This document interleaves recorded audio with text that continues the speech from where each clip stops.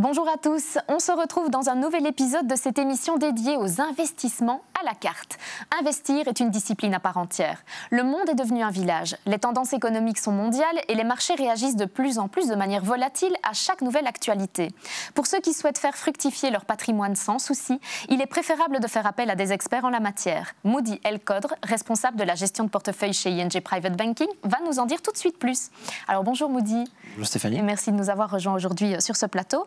De nombreux clients optent de plus en plus pour une gestion personnalisée de leur patrimoine. Absolument, vous l'avez mentionné dans l'introduction, le monde ne se simplifie pas. Et effectivement, quand on veut introduire des contraintes, des desiderata, des préférences au niveau de l'investissement, c'est quelque chose qui est infaisable quand on est actionnaire d'un fonds. Par contre, en gestion personnalisée, on peut évidemment prendre des biais d'exclusion ou d'inclusion de tel ou tel secteur, de telle ou telle zone géographique. Et donc ça, c'est un petit peu la raison pour laquelle c'est une gestion intéressante. Quelles sont les différentes formules de gestion personnalisée et quelles sont leurs différences? Alors, la première gestion personnalisée, c'est une gestion discrétionnaire, où là, le client peut mettre sur papier ses contraintes, ses desiderata, etc. Mais c'est le gestionnaire qui a la main. Évidemment, il informe le client de tout ce qui se passe de manière assez régulière et récurrente. Mais on n'a pas besoin d'un blanc-seing du client à chaque transaction. Le deuxième type de gestion, c'est la gestion conseil, où là, c'est le client qui garde la main au niveau de la décision. Là, le contact est beaucoup plus récurrent, puisque pour chaque transaction, on doit avoir le feu vert du client. Et dans ce cas de figure, le contacting est beaucoup plus récurrent, c'est que le client doit être disponible, on va dire, pour pouvoir dire oui ou non à nos propositions. Le client peut venir vers nous aussi avec des propositions, et notre rôle, c'est justement de le challenger, de lui ouvrir les yeux potentiellement sur tel ou tel risque qu'il n'avait probablement pas vu. Donc il est plus accompagné, main dans la main, on va dire, dans la gestion de ses actifs chez nous.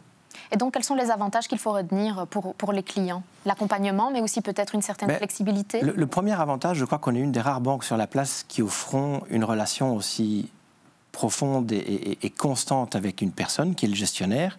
Mais il faut bien être conscient que derrière le gestionnaire, il y a toute une armée d'analystes, d'économistes, de stratégistes. Donc, on bénéficie pleinement de toute la connaissance et de tout le know-how d'ING en termes d'investissement.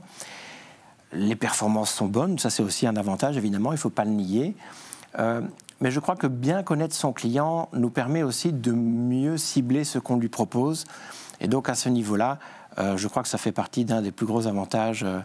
Et d'ailleurs ça se voit dans la satisfaction des clients qu'on calcule régulièrement. Cette relation est primordiale évidemment. Alors chez ING plus concrètement, dans quels produits investissez-vous ? Mais on investit dans toute une série de produits. Je pourrais comparer ça à un buffet, puisqu'on a tous les produits classiques, actions, obligations. On a des notes structurées, on a des fonds de tiers, et ça, je vais en toucher un mot, parce que c'est quand même assez unique.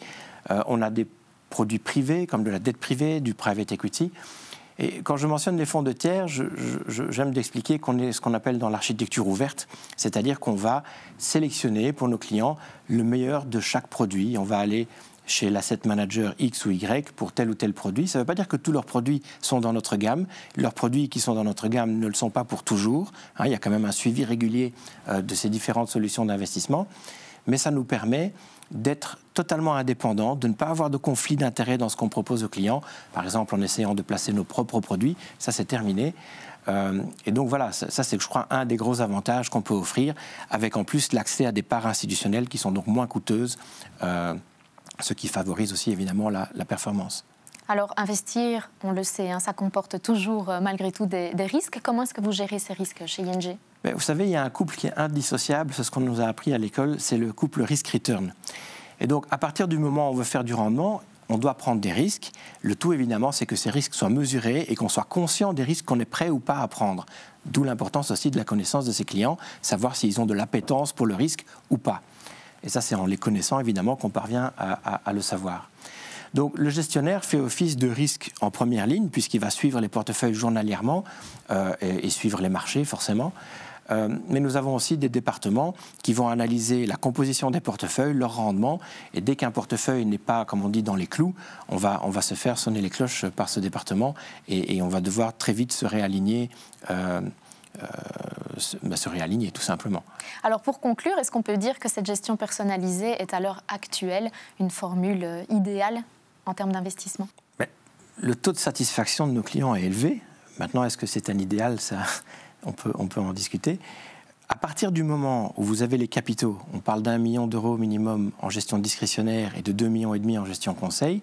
À partir du moment où vous voulez introduire dans votre gestion, la gestion de vos avoirs, des contraintes, comme je l'ai expliqué, qu'elles soient positives ou négatives, sur telle ou telle thématique, c'est une solution qui a tout à fait sa place et qui est assez unique dans la mesure où, comme je l'ai mentionné, le gestionnaire a une relation très impliquée avec ses clients.